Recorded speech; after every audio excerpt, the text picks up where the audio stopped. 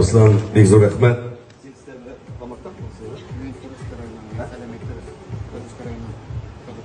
Fedorovkadan da.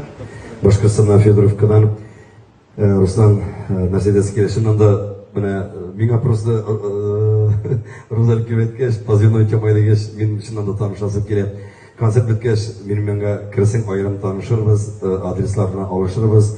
Bizim yiğitler bilen Allah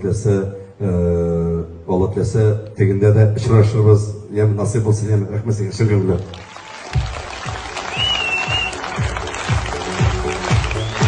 Rahmet olsun.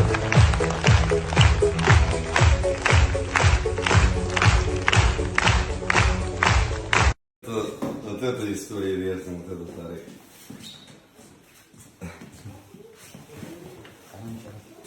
Зур rahmet. Dostlar, bana bugün konsertte Yasuo'dan kaçkan Başkırstan yigiti Fedorovka yigiti keldi. Anın pasivnoya Çamayken neyde de var da tege. Mesela ne şey yaptı? Şutumda da var. Çamay. Bana benim konsertken vargaç. Bir konsert pişirgan, hem bizden jırlar bile dertlenip yaşay.